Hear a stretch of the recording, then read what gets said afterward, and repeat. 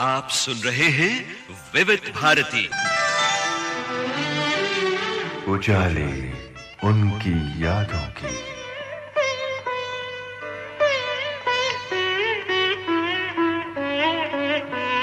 उजाले उनकी यादों की।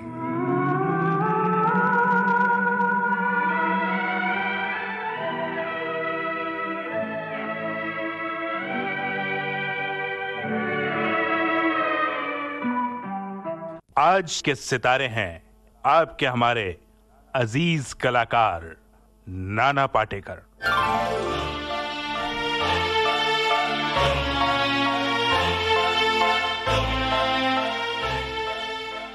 आपसे बातचीत की है ममता सिंह ने।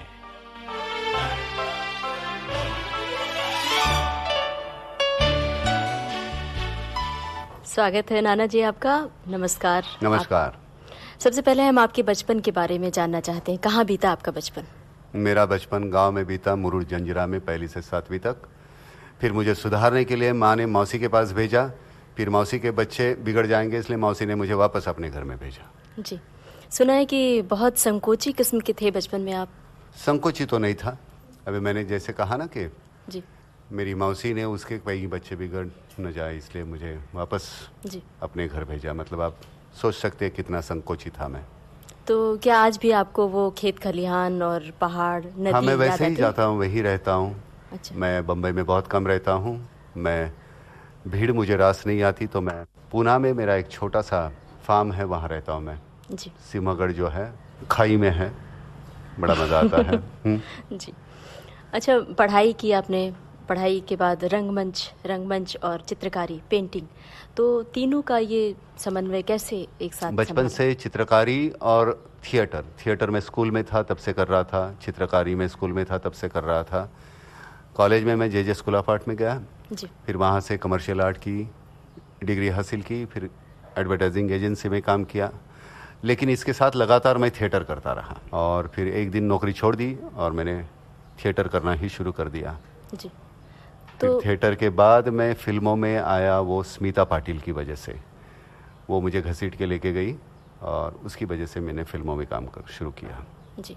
अच्छा, थिएटर का जिक्र आपने किया है, तो थिएटर किया आपने, बहुत सारे नाटक किए, अच्छे मशहूर नाटक किए। 80 के ज़माने में आपने पुरुष नाटक किया था, जयवंत दलवी का लिखा हुआ। तो एक बार दोबारा आपने कई सालों के बाद पुरुष नाटक किया, हिंदी में किया था तब हिंदी मैंने। में। तो ये दोबारा जब स्टेज पर आए तो कैसा था अनुभव? दोबारा मैंने इसलिए किया था, परदेश में शो करने थे और काफ़ी पैसे कमाने थे उससे। जी उस पैसे से मैं कुछ, मेरे जहन में जो चीज़ें थी वो मैं कर सका। लेकिन थिएटर में आविष्कार ग्रुप से जुड़ा हुआ था जब मैंने एक्सपेरिमेंटल थिएटर शुरू किया, अरविंद देशपांडे, सुलभा देशपांडे जी। और कमर्शियल थिएटर मैंने जब शुरू किया विजय मेहता जी के साथ, तो लगातार मैंने 3 नाटक किए उनके साथ, हमीदाबाई चिकोठी, महासागर और पुरुष में 16 साल तक करता रहा। 1860 शोज़ किए मैंने उसके, तो तकरीबन 105 शो मैं बरस में करता था। जी। लेकिन जो मेरी ज़िंदगी का बहुत सा अहम जो वक्त था मैंने उस नाटक के लिए दिया। कभी कभी ऐसे लगता है कि नहीं, अगर मैं 16 साल नहीं करता वो, तो 16 साल में 4 साल के बाद अगर मैं वो नाटक छोड़ देता तो शायद अगले 12 साल में और कुछ नाटक कर सकता था। लेकिन शायद उस सक्सेस में मैं इतना अटक गया और मैं अपने आप को रोक नहीं पाया और मैं लगातार करता रहा। लेकिन मुझे लगता था कि अभी आज लगता है कि वो गलती हुई और मैं कोई प्लेस कर सकता था। हम ये जानना चाहते हैं कि आज की आवाज़, मेरा ख्याल है आपकी पहली फिल्म थी। नहीं, मेरी पहली फिल्म थी मुजफ्फर अली की जी। गमन, जी और उसमें मैंने काम किया था। स्मिता थी, फारूक शेख था, जलाल आगा था। कैसे आप यहाँ तक पहुँचे? गमन फिल्म का रोल कैसे मिला आपको? वो सही कुछ- परांजपे की वजह से उसने, मैं वो पाहिजे जाती जय विजय तेंदुलकर का प्ले कर रहा था, तो उसने सही ने रेकमेंड किया मुजफ्फर को कि ये ऐसा ऐसा बच्चा है, तो उस तरह मुझे वो रोल मिला और मैंने किया। बहुत, हालांकि बहुत छोटा सा किरदार था, लेकिन अपने आप को स्क्रीन पे देख के मुझे लगा था कि यार क्या कमाल। ये सुंदरम में लगी थी फिल्म। मैंने सोचा मैं फिल्म देखने जाऊंगा तो लोग मुझे देखते रहेंगे, परेशान करेंगे। पूरे थिएटर में 13 लोग थे, ऊपर हम 6 थे, जी बालकनी में एक 7वां आदमी था हमारे अलावा। शायद बारिश बहुत हो रही थी इसलिए कोई थिएटर में आए थे। और नीचे कुछ 5-6 लोग थे। जी कुल मिला के 13 लोग थे, लेकिन मैं अपने आप को स्क्रीन पे देख के इतना खुश हुआ था। जी निकलने के बाद मुझे लगा लोग मुझे पहचानेंगे, कुत्ते ने भी नहीं देखा मेरी तरफ। जी मैंने इतनी, हालांकि फिल्म मुझे तो बकवास लगी थी, लेकिन उसको अवार्ड्स बहुत मिले। जी काफी मुझे तारीफ ये हुई थी। इंटरनेशनल अवार्ड्स किस वजह से मिलते हैं मुझे मालूम नहीं है, लेकिन सच कहो तो मुझे वो फिल्म उतनी रास नहीं आई थी, लेकिन शायद ऐसे ही फिल्मों को इंटरनेशनल अवार्ड्स मिलते होंगे, मालूम नहीं। अच्छा, अंकुश आपकी बड़ी महत्वपूर्ण फिल्म रही है। हाँ, उसके बाद मैंने आज की आवाज़ की, और उसके बाद एन चंद्रा ने मुझे अंकुश का रोल ऑफर किया। हालांकि अंकुश में उन्होंने पहले दूसरा रोल ऑफर किया था। ये मैंने जो रोल किया वो रविंद्र महाजनी करके हमारे मराठी के एक एक्टर थे, उनको पूछा था, लेकिन उन्होंने 25,000 रुपये मांगे, तो वो उनके पास थे नहीं। जी तो फिर एन चंद्रा ने मुझे पूछा, तो मैंने ये रोल किया। लेकिन एन चंद्रा का मेरी ये इस करियर में, फिल्मों में आने में बहुत बड़ा हिस्सा है। उन्होंने मुझे वो रोल नहीं दिया होता तो शायद ही मेरी थोड़ी सी जो पहचान है वो हो पाती। तो एन चंद्रा का मैं आभारी हूँ उसलिए। जी। अच्छा, बात उन दिनों की चल रही है आपके शुरुआती दौर की, तो शुरुआती दौर का कोई गाना अपनी पसंद का सुनवाना चाहेंगे श्रोताओं को? वो शुरुआती, मुझे उस फिल्म का वो इतनी शक्ति हमें देना दाता मुझे बहुत पसंद है। अंकुश फिल्म। अंकुश का। जी। नाना, अपहरण आपकी फिल्म है, प्रकाश झा के साथ किस तरह की आपकी ट्यूनिंग है शूटिंग के दौरान? फिल्म प्रकाश झा के साथ बेहतरीन ट्यूनिंग है, क्योंकि हमारा एक बार भी झगड़ा नहीं हुआ। आज भी वो मुझे खाना खिलाता है, मैं उसे खिलाता हूँ। तो मुझे लगता है इसका मतलब यह है कि हमारी ट्यूनिंग बहुत अच्छी है। उन्होंने जितने पैसे तय किए थे वो सब दिए मुझे, मैंने भी लिए, और आज भी एक दूसरे के प्रति आदर है। अच्छा, कोई यादगार घटना है अपहरण से जुड़ी हुई? बहुत चर्चा हो रही है अपहरण की, कुछ बताना चाहेंगे? यादगार मतलब इस फिल्म की वजह से मुझे प्रकाश ने, अजय देवगन नाम का एक बेहतरीन इंसान है, एक्टर कैसा है खैर आप लोग जानते हैं, लेकिन एक बेहतरीन इंसान है, बड़ा नटखट है, बहुत मतलब हैरान करता है सेट पे सबको, लेकिन कमाल का इंसान है। मैं उसका आभारी हूँ प्रकाश का, कि वो उसकी वजह से ये अजय मुझे मिला। किसी ऐसी घटना का जिक्र करना चाहेंगे? अरे एक छोड़ यार भाई, इतनी घटनाएं, मतलब इतना परेशान करता था सबको, कभी जमाल गोटा खिला दे, कभी कुछ भी करता है, मालूम नहीं है यार, ये बड़ा परेशान करता है बच्चा। अच्छा नाना, सुना है कि दोबारा आप निर्देशन की ओर आना चाह रहे हैं? हाँ, बहुत सालों के बाद एक जहन में कहानी थी। प्रकाश को मैंने ऐसे ही बैठे बैठे बोल दिया, तो उसने, प्रकाश ने कहा ये क्यों नहीं बनाता अपने बैनर के लिए। और प्रहार आपकी पहली फिल्म थी, निर्देशित मैंने फिल्म निर्देशित थी। की। तो प्रहार के बारे में क्या यादें हैं, कुछ बताइए ना हमारे प्रहार के बारे में, मैं जब भी प्रहार देखता हूँ, मेरा जो बच्चा है उसमें से छोटा सा, मेरे बचपन का रोल उसने किया है। मैं सच कहता हूँ, आज भी मैं अपने बच्चे को देखता हूँ, मुझे वही बच्चा याद आता है। मेरे वो जो बड़ा हुआ, वो मुझे मल्हार जो है वो मेरे जहन में ही नहीं बैठता, मुझे वही बच्चा याद आ जाता है। तो प्रहार के साथ मेरी जुड़ी हुई जो बातें हैं वो मल्हार के साथ जुड़ी हुई है। जिस तरह से मैंने उससे काम करवाया था, वो बेचारा रोता था, उसको रुलाने के लिए मैंने क्या किया, और आज भी वो मिलता भी है तो उसी तरह से मिलता है। जी। कैसे करते थे, कैसे रोल कैसे करवाया? करवाते यार, रो नहीं रहा था तो 2 चाटे लगा दिए, मैंने कहा रो, और वो इतना दुख नहीं होता था आपको? हमने क्या करे, लेकिन वो शॉट चाहिए था, और बाद में मैंने उसको गले लगाया तो मुझे ढकेल रहा था, कहता कि नहीं मुझे गले लग रहा, तूने मारा मुझे, सबके सामने मारा, और भीड़ के बीच में मैंने उसके साथ वैसे बर्ताव किया था। खैर काफ़ी अच्छी यादें हैं। अच्छा, फिल्म प्रहार के निर्देशन का ख्याल कैसे आया था आपके मन में? वही बात कि मैं आर्मी ज्वाइन करना चाहता था बहुत पहले, वो तो मैं कर नहीं पाया। वहाँ खड़की में, मैं पुणे में जाते हुए खड़की जो लगता है, खड़की में हम जब भी कोई मैं जवान देखता था, उनका सामान उठाओ या कुछ करो, उनको सलाम करो, जहन में था। लेकिन जिस तरह से उनकी इज्जत होनी चाहिए, वैसे वो जो हमारे सिविल एरिया में जब आ जाते हैं तो उस तरह की उनकी इज्जत नहीं की जाती है, ऐसे मुझे लगता था। और फिर वो लगातार जब हमारे यहाँ वॉर होती है तब हम बड़े नारेबाजी करते हैं, लेकिन जैसे वो ख़त्म हो जाता है हम उनको भूल जाते हैं, उनकी कुर्बानी भूल जाते हैं।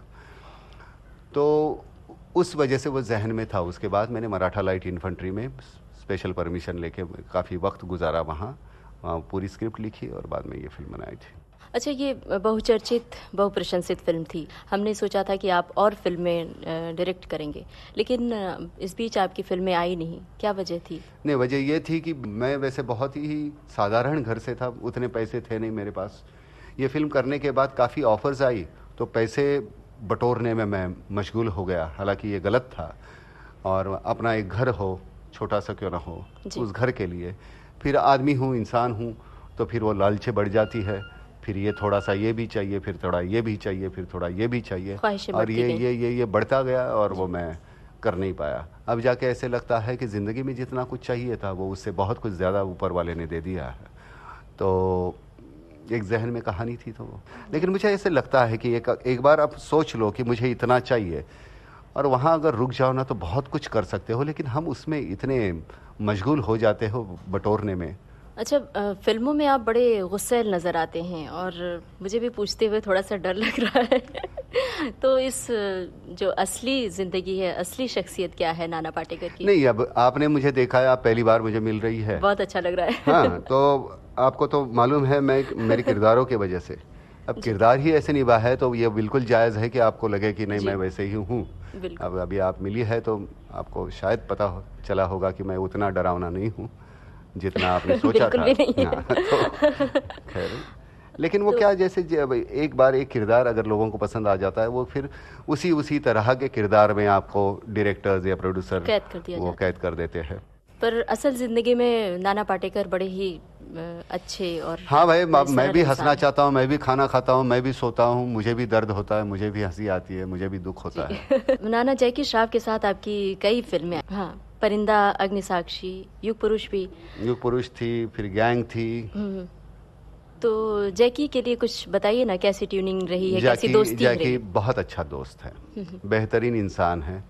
ऊपर से दिखाता है बहुत ही आए नाना ऐसे जी, है नहीं, वो बहुत बहुत बहुत सरल। ही सीधा सा बंदा है, बहुत अच्छा इंसान है, बहुत अच्छा है, बहुत ही अच्छा है। मैं दावे के साथ कह सकता हूँ कि वो मेरा दोस्त है। जी, तो कोई वाकया बताइए ना दोस्ती का, कि लोगों को भी यकीन हो। आज तक मिलते रहता है, आज तक गणपति में आता है, बीच में जभी फ़ोन करके पूछता है माँ कैसी है, तू कैसा है, टाइम है क्या, चलाऊँ क्या कैरम खेलने। वो पहले शशिलाल नायर, वो मैं काफ़ी अंगार फिल्म जब हमने की थी, काफ़ी खेला करते थे। Very nice soul, very nice soul. अच्छा, जैकी श्रॉफ के लिए और कुछ बताना चाहेंगे? कोई खास घटना, थोड़ी नोक झोंक, तकरार भी होती है अच्छी दोस्ती नहीं, में, जैकी ऐसा के कुछ? साथ कभी तकरार हुई ही नहीं, वो उसके साथ तकरार नहीं हो सकती। कभी घूमने गए? ज़्यादा गुस्सा आएगा उधर, चले यार जाने देना, छोड़ना यार, खत्म हो गया, उधर ही खत्म हो जाता था उसका। अच्छा नाना, लोग आपकी डायलॉग डिलीवरी के बारे में बहुत चर्चा करते हैं और डायलॉग डिलीवरी के बड़े दीवाने हैं यूँ कहें, लेकिन आजकल फिल्मों में जैसे ज़्यादातर फिल्मों के डायलॉग हिट नहीं होते हैं, हालांकि आपके फिल्मों के साथ ऐसा नहीं है। तो आप कितनी मेहनत करते हैं इसके लिए? मुझे नहीं मालूम, ये सभी कुछ निर्भर होता है कि वो फिल्म लिखते जो है, मेरा श्रेय उसमें 10% होगा, लेकिन जो लिखते हैं उस पर ज़्यादा निर्भर करता है। लेकिन वो किरदार कौन सा है, किस तरह से आपको निभाना है, उस पर निर्भर है। हर जगह वो उस तरह से नहीं बोल सकते आप। कोई ख़ास तैयारी करनी पड़ती है आपको? रटने तो पड़ते हैं भाई, वो अंदर डालने पड़ते हैं, सिर्फ रटना नहीं। जी। अगर नाभि तक जाए तो वहाँ से वो आते हैं, तब गले से उतरते हैं तो वो झूठ लगते हैं। अंदर से आते तो आप वो खांसते भी है तो भी अच्छा लगता है, आवाज़ आपकी श्रील हो जाती है तो भी अच्छा लगता है, फटती है तो भी अच्छा लगता है, क्योंकि लोगों को पता चलता है कि नहीं वो अंदर से जहन से बोल रहा है, तो बहुत आसान हो जाता है भाई। क्या बताना चाहेंगे कि कौन कौन से डायलॉग्स आपको बहुत पसंद है आपकी फिल्मों के? नहीं, मुझे याद ही नहीं याद है? उस वक्त याद रहता है क्योंकि वो उस प्रसंग से निगड़ित रहते हैं, उससे जुड़े हुए रहते हैं, तो उस वक्त उसका इम्पैक्ट सही होता है। अभी आइसोलेशन में अभी ऐसे बोलूँ मैं अलग से तो उसका मज़ा नहीं है। संजय लीला भंसाली की फिल्म खामोशी में आपने उसके डायलॉग मुझे बहुत पसंद है मेरे। बताना चाहेंगे? हाँ, बताइए ना हाँ, please। याद कीजिए उसके कौन से है, बोल ही नहीं सकते, उसके गूंगे का रोल था ना। उसके बारे में क्या बोलूँ, आपको बोलना चाहिए उसके बारे में। किस तरह की मेहनत आपको करनी पड़ी नहीं, थी उस काफ़ी रोल के लिए? वो संजय ने एक जो बच्ची थी हमको सिखाने के लिए, एक खुद जी। वैसी थी, उसका बच्चा जो मेरे बच्चे का रोल किया था वो उस संगीता का लड़का था उसमें, जी। तो वो हमें पढ़ाती थी, सिखाती थी, और उसके बदौलत मैं जो कुछ कर पाया। लेकिन वो संजय ने उसका सब जिम्मा लिया था। संजय बहुत मतलब करता है जब, तो वो पूरा उसमें अपने आप को पूरा डाल के वो करने की संजय की इन्वॉल्व आदत है। करके। जी। विविध भारती पर आज हम बातचीत कर रहे हैं जाने माने अदाकार नाना पाटेकर से। आपसे बातचीत की है ममता सिंह ने। अच्छा नाना, आपकी दो छवियां मानी जाती हैं, तो आपकी दोनों छवियों के बारे में हम बात करना चाहते हैं। एक तो गुस्सैल छवि है और दूसरी बड़ी सॉफ्ट है। तो आपकी कई ऐसी फिल्में जिसमें आपका किरदार तेज तर्रार और मार धाड़ वाला है, जैसे क्रांतिवीर, गुलाम मुस्तफ़ा, अग्निसाक्षी, तिरंगा, या फिर अब तक अग्निसाक्षी में कहाँ मारधाड़ है?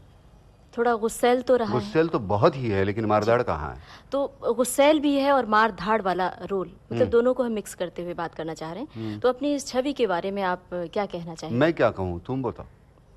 तुम बताओ क्या है? कैसा अनुभव रहता है आपको? क्या अरे भाई, लगता है? अनुभव तो आप लेते हैं, मैं तो कुछ अलग ही हूँ, मुझे मालूम है। जी। ये तो मेरे लिए सिर्फ एक किरदार होता है। जी। आपका अनुभव क्या है? वो बहुत से लोग ऐसे हैं कि अग्निसाक्षी के बाद वो औरतें मुझसे बात ही नहीं करती थी कि नहीं ये बंदा ऐसे, लेकिन कहीं वो आइडेंटिफाई भी करती थी कि हमारा मियाँ भी थोड़ा बहुत ऐसा ही है, इतना ही पजेसिव है, इतना ही थोड़ा सा मारधाड़ उतनी नहीं करता होगा। जी। लेकिन हर कोई बंदा अपनी बीवी के बारे में उतना तो पजेसिव होता है, जितना दिखाया हमने उतना तो नहीं होगा, लेकिन कुछ हद तक तो होता ही है। तो कहीं तो आइडेंटिफिकेशन हो जाती है। जी। क्या आपको ऐसा लगता है कि ये जो छवि आपकी है, इस छवि में कहीं कैद तो नहीं किया जा रहा है? हाँ, बहुत बहुत कैद हो गया। मैं सच कहता हूँ कि मुझे लगता है कि अगर उस वक्त मैंने वो लगातार वो जिस तरह के रोल किए वो नहीं करता तो शायद मुझे अलग तरह के रोल उस वक्त मिल जाते, लेकिन वो वैसे हुआ नहीं।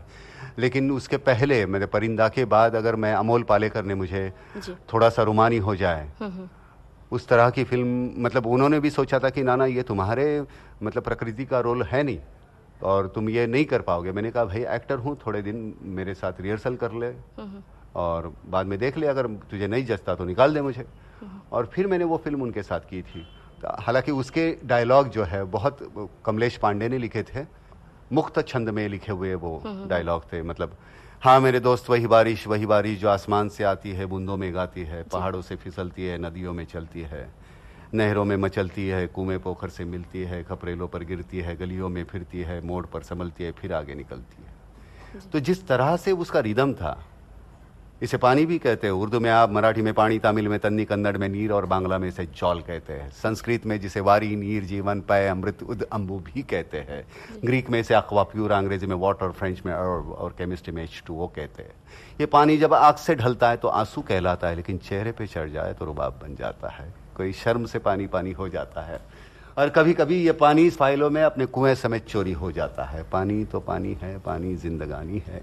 इसलिए जब रूह की नदी सूखी हो, मन का हिरन प्यासा हो, दिमाग में लगी हो आग और प्यार की गागर खाली हो, तब मैं हमेशा ये बारिश नाम का गीला पानी लेने की राय देता हूँ। मेरी मानिए तो ये बारिश खरीदी है, सस्ती सुंदर टिकाऊ बारिश, सिर्फ 5,000 रुपये में। इससे कम में कोई दे तो चोर की सजा हो मेरी, आपकी जूती सिर पर मेरी बारी। तो ये जो है, क्या बात है, बहुत तो अच्छा। ये उन्होंने लिखा है आज इतने सालों के बाद, वो जहन में रहता है, क्योंकि उसका एक जो रिदम है, उसके वर्ड्स है, उसकी वजह से याद नहीं करना पड़ता। जी।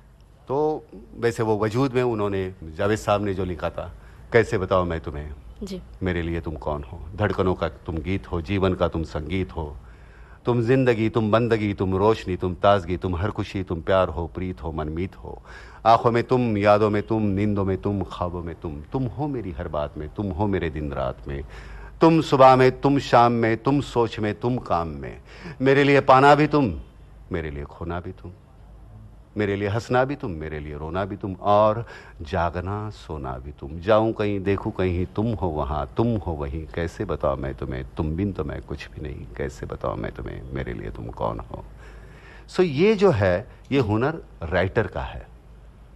नहीं तो ये जहन में कैसे रहेगा, सोचना नहीं पड़ता, वो लफ्ज़ अपने आप जुबान पे आ जाते हैं जी। क्योंकि वो दिमाग में नहीं है, जहन में जाके बैठे हैं। जी। पर तारीफ का थोड़ा श्रेय तो आपको इस वक्त लेना अब तो चाहिए। वो इतना सारा याद है आपको। वो क्या है, पोस्टमैन जैसे वो यहाँ से पत्र वहाँ डाल देता है ना, जी। वैसे हमारा काम है, वहाँ से ले लिया और आप तक पहुँचाया, बस। जी, बहुत अच्छा लगा हमें, और जो आपने इतना सारा सुनाया, और हमारे श्रोता भी बहुत, मेरे ख्याल से बहुत मैंने enjoy आपको करेंगे। कहाँ मौका दिया, मैं तो बोलते गए, आप चुप बैठी सुनाना गए, सुनना पड़ा आपको। इस वक्त तो आपको सुनना लोगों को ज़्यादा पसंद आएगा, इसलिए आप ज़्यादा बोलें। अच्छा, गुलजार साहब के साथ हुतुतु में आपका कैसा अनुभव रहा है? बहुत अच्छा अनुभव रहा, लेकिन मुझे ऐसे लगा कि वो किरदार, अब गुलजार साहब ने एक बार स्क्रिप्ट लिख दी तो लिख दी, उसमें कोई बदलाव आ नहीं सकता, वो उतना ही वैसे। मैं चाहता था कि वो थोड़ा सा, मैंने बहुत मिन्नतें की, लेकिन उन्होंने मेरा रोल बढ़ाया नहीं, वैसे ही रखा। अच्छा। और वो बिल्कुल जायज़ था। लेकिन वो करते हुए, हर एक आदमी का एक अपना तरीका होता है काम करने का, लेकिन वही गुलजार साहब जब वो खुद कैमरा के सामने खड़े हुए ना, तो पूरे पसीना पसीना हो गए थे। अच्छा। तो वजूद में उनको मुझे ट्रॉफी देनी थी, इतना ही रोल करना था। गुलजार साहब पे मतलब सर से लेके नाखून तक नीचे भीग गए थे। मैंने कहा आप कैसे लगा? वो उस वक्त आसान लगता था ना, नाना ऐसे करो ऐसे करो, तो कहते बदतमीज ठहर जरा खत्म होने दे फिर बताता। अच्छा। तो वो हर एक की अपनी एक फैकल्टी होती है। गुलजार साहब जब कविता पढ़ते हैं तो लगता है कि मतलब क्या सुनते ही रहे। हर एक का एक अपना तरीका है, तो बड़ा मजा आता है। आपने थोड़ा सा गुनगुनाया, लेकिन बहुत धीमे धीमे गुनगुनाया। हाँ, इससे ज्यादा गुनगाऊंगा ना सब रेडियो बंद कर देंगे ना, जोर से गुनगाऊंगा। अगर सच में गाते हो आप, मैंने सुना है कि आप संगीत के बहुत शौकीन हैं। मुझे बहुत अच्छा लगता है संगीत। शास्त्रीय संगीत। तानसेन तो नहीं बन सका, लेकिन मैं कानसेन हूँ, मैं सुनता बहुत हूँ। और शास्त्रीय संगीत मुझे बहुत अच्छा लगता है। जी।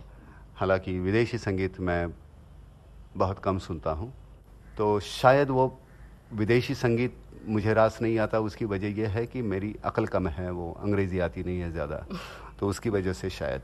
लेकिन शास्त्रीय संगीत भी कोई समझ में नहीं आता, लेकिन सुनने में बड़ा अच्छा लगता है। कभी गाते नहीं हैं? नहीं, गाता हूँ, गुनगुनाता हूँ, लेकिन किसी को डराना है तब। अच्छा। हाँ, बस बाकी नाना, अब मैं आपकी 2-3 महत्वपूर्ण फिल्मों की बात करना चाहती हूँ। एक सलाम बॉम्बे, दीक्षा और त्रिशाग्नि। तो बतौर अभिनेता ये बताइए कि आपको क्या संतोषजनक लगी थी ये फिल्में, क्योंकि ये फिल्में ऑफ बीट थीं, बल्कि आजकल की शैली में कहें तो कला फिल्मों का दर्जा दिया जाता है। बतौर अभिनेता ये बताएं कि कैसी लगी थी आपको? नहीं, संतोषजनक? मैं सच कहता हूँ, मैं जब स्क्रिप्ट मुझे अच्छी लगती है तो मैं तुरंत हाँ कर देता हूँ। फिर रहती बात कि आपका किरदार क्या है उसमें। अब ये फिल्में जब मैंने हाँ बोल दी थी, दीक्षा का वैसे रोल बहुत ही छोटा था, सलाम बॉम्बे का हालांकि काफ़ी फुटेज थी उसको, या त्रिशाग्नि तो पूरी फिल्म ही उस पर है, उस कैरेक्टर पर। एक रहती है कि यहाँ से निकल के आप कहीं सीखने जा नहीं सकते, और इधर अंदर रहते हुए एक सीखने का मौका होता है। तो घोष साहब थे जिन्होंने त्रिशाग्नि बनाई, तो उनके साथ एक सीखने का मौका मिला था। फिल्म चलेगी कितनी नहीं चलेगी मुझे मालूम नहीं था, इसलिए त्रिशाग्नि की।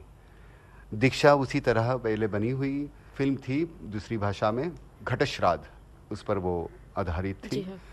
लेकिन घटश्राद्ध में मेरा कैरेक्टर नहीं था, बहुत ही एक शॉट के लिए था, जिसको उसको थोड़ा काफ़ी फुटेज दी थी इसमें। और तीसरी थी सलाम बॉम्बे। सलाम बॉम्बे में जिस तरह से पहले मैं सहमत नहीं था, मैं सच कहूँ, जिस बार मतलब फिल्म कंप्लीट होने के बाद, सलाम बॉम्बे देखने के बाद मुझे ऐसे लगा कि निर्देशक हमारी यहाँ की गरीबी, मैं उतना खुश नहीं था। लेकिन जिस वक्त ये फिल्में मैंने साइन की थी, लेकिन ये त्रिशाग्नि और इसने मुझे बहुत सुकून दिया। वो सीखने मिलता है, अलग लोगों के साथ काम करके सीखने मिलता है, तो एक प्रोसेस था वो, उस प्रोसेस से मैं गुजरना चाहता था। अच्छा, इन तीनों फिल्मों की बात करते हुए थोड़ा सा गंभीर हो गया है माहौल। क्यों? तो थोड़ा सा लग रहा आप गंभीर है, हो तो गए। माहौल को हल्का करने के लिए मैं ये जानना चाहती हूँ, क्रांतिवीर फिल्म में आपने अच्छा खासा डांस किया था बिंदु जी के साथ। हाँ, मैं हिल गया था वहाँ, ऐसे मतलब टेढ़ा बाका, अब उसको डांस कहती है तो मुझे कोई एतराज़ नहीं है। लेकिन वो उसने, मेहुल कुमार ने कहा ये ऐसे है, मैंने कहा हाँ भाई। और हमारी डांस डायरेक्टर, या हमारा dance director Vijay Oscar I think dance director, उन्होंने कहा, मैंने कहा भाई देखो, एक टेक होने के बाद दूसरे टेक में मैं वैसे ही नाच नहीं सकता, क्योंकि मैंने कैसे नाचा है वो मुझे ही मालूम नहीं। तो आपने एक बार जो 3-4 कैमरे लगा के जितना करना है वो कर लो जी। क्योंकि मुझे मतलब बिंदु जी के साथ नाचना था। बिंदु जी को कहा, मैंने कहा आप जैसे नाचती है वैसे तो मैं नाच नहीं पाऊंगा, तो मैं जैसे नाचूंगा वैसे आप नाच पाएंगे क्या? तो उनका पूरा ध्यान मेरी तरफ था कि मैं क्या कर रहा हूँ। अच्छा। और बिंदु जी को इतना परेशान कभी शायद ही किसी ने किया होगा। लेकिन तो कुछ नहीं, एक अपने आप को महसूस करके जो भी करना था वो कर लिया था, और कन्विंस हो गया था मैं कि नहीं वैसे करना जायज़ है, तो कोई प्रॉब्लम नहीं थी।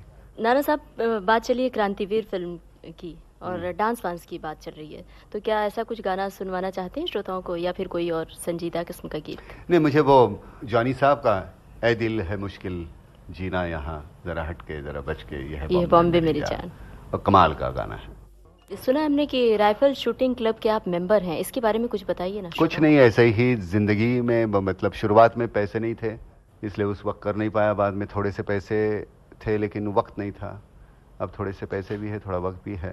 पहले से मैंने शुरुआत की, नेशनल में हिस्सा भी लिया जी, कुछ थोड़ा सा सिल्वर मेडल वगैरह आपको मिला हाँ था? वो तो चलता है। कुछ कैसा लगता है आपको जब? नहीं, अच्छा लगता है। क्या होता है कि ये फिल्म आपके पास कोई एक जरिया हो जिसकी वजह से अपनी इंटेंसिटी है कहीं तो आप डाइवर्ट कर सकते हैं। फिल्में तो मैं लगातार नहीं करूँगा, तो एक बेहतरीन सा कोई एक ऐसा खेल हो या कोई और हुनर हो जिसमें आप अपने आप को ढाल सकते हैं। तो मुझे ये पहले से दिलचस्पी थी, रुचि थी इसमें, तो इसमें गया और मज़ा आ रहा है।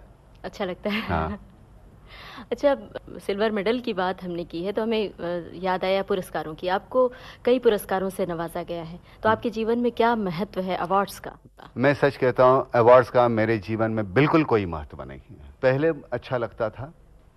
नेशनल अवार्ड आज भी मैं कहता हूँ मुझे मिले तो मुझे अच्छा लगेगा। उसके अलावा मैं किसी भी अवार्ड के लिए, अब हमारे शूटिंग के राइफल शूटिंग में तो मैनिपुलेशन का कोई सवाल ही नहीं है। आपने जो एक हाथ दिखाया दूसरे हाथ ले लिया, क्या करना है वो आप दिखा सकते हैं। यहाँ हमारे यहाँ किसको क्या अच्छा लगे, कौन क्या कर रहा है, मुझे समझ में नहीं आता। सही अवार्ड तो लोगों की चाहत और लोगों की बस प्रशंसा। बहुत है, बहुत लोगों को पसंद आए वो, अगर वो खुश है बस बहुत हो गया। ये मैं ये फ्रस्ट्रेशन की वजह से नहीं बोल रहा हूँ। जी। हालांकि 3 नेशनल अवार्ड मिले, 3 फिल्म फेयर मिले, खैर वो दैट इज नॉट इम्पॉर्टेंट, लेकिन जिस तरह से दिए जाते हैं तो वो जब संदेह निर्माण होता है आपके दिमाग में, जहन में, तो वो ना ही लो तो अच्छा है। नाना साहब, क्या आज भी आप पेंटिंग किया करते हैं? बचपन में तो किया करते थे ये नहीं, खूबसूरत। बचपन में नहीं। मैं मतलब कॉलेज में जे स्कूल ऑफ आर्ट में था, फिर वहाँ से मैं पास होके कमर्शियल आर्ट की डिग्री लेने के बाद एडवर्टाइजिंग एजेंसी में दस्तूसा में, तो आजकल कभी सेट पे बहुत ही मतलब टाइम लग रहा है, लाइटिंग हो रही है तो स्केचिंग कर लेता हूँ। और बातें करें आपसे कुछ व्यक्तिगत जिंदगी से जुड़ी हुई, तो ये बताइए कि नाना का पसंदीदा खाना क्या है? दाल चावल, नॉनवेज तो मुझे उतना रास नहीं आता, रोटी सब्जी, तीखा हो तो ज़रा ज़्यादा अच्छा है जी। बस, मीठा नहीं खाता। कभी खुद बनाने की कोशिश नहीं की? खुद ही बनाता हूँ। अच्छा। ज़्यादातर खुद ही बनाता हूँ, शायद उसी की वजह से तीखा बन जाता है। अच्छा, राणा साहब, सुना है कि आप क्रिएटिव राइटिंग में बहुत विश्वास रखते हैं और क्रिएटिव बहुत राइटिंग पसंद है मतलब आपको। You better describe it, what is creative writing? मतलब आप लिखते हैं साहित्य से जुड़ी हुई कुछ चीज़ें, कहानियाँ, कविताएं, इस तरह की कुछ चीज़ें लिखते हैं, कहीं पढ़ा हमने। ये इसको आप क्रिएटिव राइटिंग कहती हैं? ऐसे नहीं, बताइए, इसको आप क्रिएटिव राइटिंग कहती हैं? मतलब यूं हम जानना चाहते हैं कि लेखन से कुछ आपका जुड़ाव रहा है? हाँ, लेखन से, लेकिन उसको क्रिएटिव राइटिंग नहीं कहते। क्रिएटिव राइटिंग क्या होती है बताऊं आपको? आप अगर जानना चाहते हैं तो बताऊंगा। जो हम मतलब जो महसूस करते हैं उसको लिखना। नहीं, महसूस करते हैं उसको लेखन कहते हैं। क्रिएटिव राइटिंग क्या होती है? क्रिएटिव राइटिंग क्या होती है मुझे भी नहीं मालूम, तो हम इसको भूल जाते हैं। अच्छा। तो लेखन में तो मैं रुचि रखता हूँ, थोड़ी बहुत जो जहन में आता है वो लिख लेता हूँ। किस तो तरह की चीज़ें लिखते हैं? जैसे किस तरह की, मतलब आपने मुझे पूछा घर में कौन है, तो मैं कहता हूँ घर में है बस 6 ही लोग, 4 दीवारें, छत और मैं। रात सावली एक सहेली, गोरा चिट्टा दिन है दोस्त, घर में है बस 6 ही लोग, 4 दीवारें, छत और मैं। ऐसे टेढ़ा बाका कुछ लिख लेता हूँ।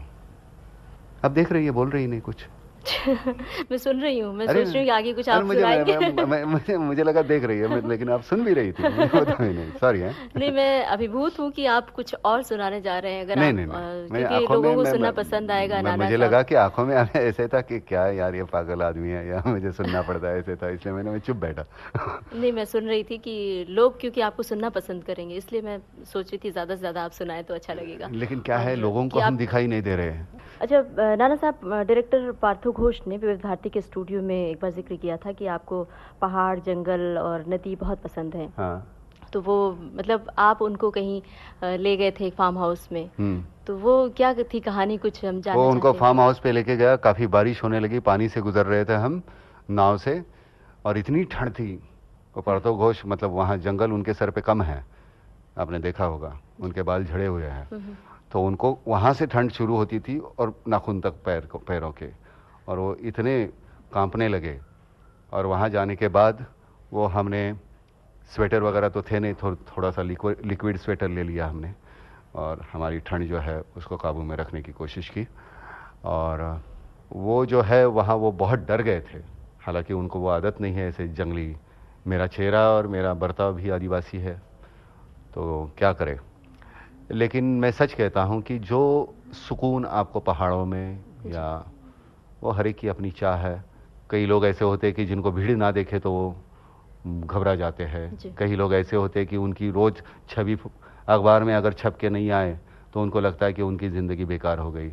बेचारे कितने बड़े बड़े हमारे एक्टर हैं, उनको लगता है नहीं, हर विज्ञापन में उनको होना चाहिए, हर फिल्म में उनको होना चाहिए, हर इंटरव्यू में उनको होना चाहिए, हर सामाजिक क्षेत्र में भी उनको होना चाहिए। लेकिन ऐसे लोग होते हैं, लेकिन वो कभी कभार ऐसी बात होती है कि इतना सब कुछ कमाने के बाद कभी विपत्ति आ जाती है। आपका गांव कौन सा है? इलाहाबाद। इलाहाबाद। अरे आप अमित जी के गांव से है? अरे वाह। कैसे आपके जहन में अचानक ये सवाल कैसे आया? नहीं, मैंने कहा या अब इतनी साफ सुथरी हिंदी बोल लेती है और मेरी हिंदी ऐसी मतलब टूटी फूटी है। आपको तो कोई चारा ही नहीं बोलने, मतलब आप बोल भी नहीं सकती कि नहीं आप बुरी बोल रहे। बाद में शायद जाते वक्त अपने कलीग से बोलेगी आप, लेकिन अभी तो नहीं बोल सकती ना। पर्दे पर आपको खूब देखा है, खूब सुना है और बहुत पसंद सब लोग करते हैं। यहाँ तक कि मैं आपकी बात कर रहा हूँ, सब करते हैं कि नहीं मुझे नहीं मालूम। मुझे भी बहुत पसंद है आपके आपसे मैंने बुलवा के रखा कि नहीं, देखो। अरे मुझे बहुत पसंद है आपकी एक्टिंग, बहुत ही पसंद है। लेकिन मुझे ऐसा लगता है कि अगर आपके सामने तारीफ करें तो ऐसा लगता है नहीं, कि मुझे बहुत अच्छा लगता है। भविष्य में क्या योजनाएं हैं? भविष्य में मालूम नहीं है, मैं आज पे विश्वास करता हूँ। भविष्य क्या है मुझे मालूम नहीं है, कल क्या होगा मुझे मालूम नहीं है, कोई योजनाएं नहीं है। अभी की सांस अभी लूंगा, बाद की ले पाऊंगा कि नहीं मुझे मालूम नहीं। तो भविष्य पे मेरा विश्वास नहीं है। कोई फिल्म बनाना चाहते हैं? नहीं, बनाना चाहता हूँ, वो योजना नहीं है, वो चाह है जी। अगर हमारे श्रोताओं को आवाज पहुंची होगी तो तबले की भी आवाज जो सुनाई पड़ी। तबला मैं बहुत अच्छा बजाता हूँ। तो तबले की बात की है, और क्या क्या रुचियां हैं आपकी एक्टिंग के अलावा? तबला क्या हुआ, जब मैं शुरू किया था सीखना, मैं 1-2-3 साल सीखा। उसके बाद वो हालात ऐसे थे मैं सीख नहीं पाया, क्योंकि फिर बाद में नौकरी करना शुरू किया मैंने बहुत कम उम्र में। फिर मैं कुछ कहीं और बजाना शुरू कर दिया लोगों के, तो फिर वो कंट्रोवर्सी में चला गया।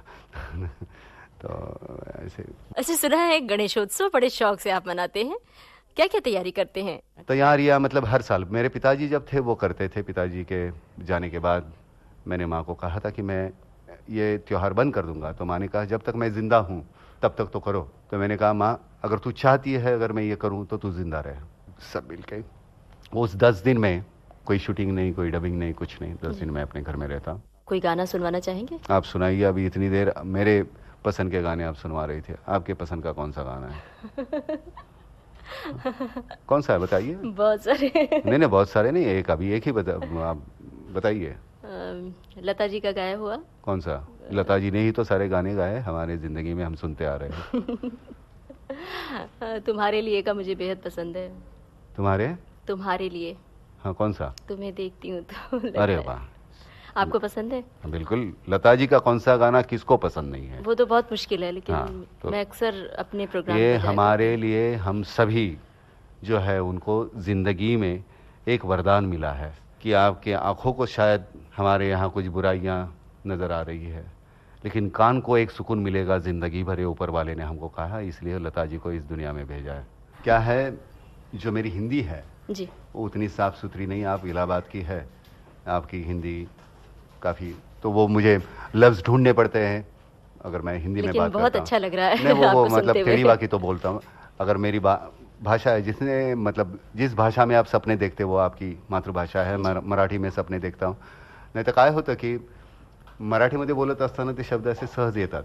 आता तुला कळत नसेल मी काय म्हणतोय, कुठली गाणी, नाना कुठलं गाणं तुला म्हणायचं आहे, काय म्हणायचं आहे, तर मग एकला जरा साजरा मुखडा चंद्रवाणी फुलला ग, राजा मदन हसतोय कसा न जीव माझा भुलला ग, एकला जरा साजरा मुखडा चंद्रवाणी फुलला ग, राजा मदन हसतोय कसा न जीव माझा भुलला ग, नको राणी नको लाजू, लाज मधी नको भिजू, हित नको तित जाऊ, आडुशाला उभं राहू का, बघत्यात एकला जरा साजरा मुकडा चंद्रवाणी फुलला।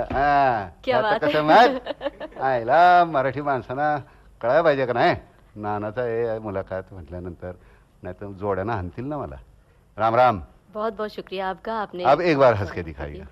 नहीं, एक बार ऐसे नहीं, अब मुंह उधर। Thank you very much, thank you. बहुत बहुत शुक्रिया नाना साहब, नमस्कार। नमस्कार। आज इस कार्यक्रम में ममता सिंह के साथ बातचीत की जाने माने स्टार नाना पाटेकर ने। इस कार्यक्रम में तकनीकी सहयोग दिया विनीता ढोलकिया ने और विविध भारती के लिए इसे आपकी सेवा में प्रस्तुत किया कल्पना शेट्टी ने। उजाले उनकी यादों के।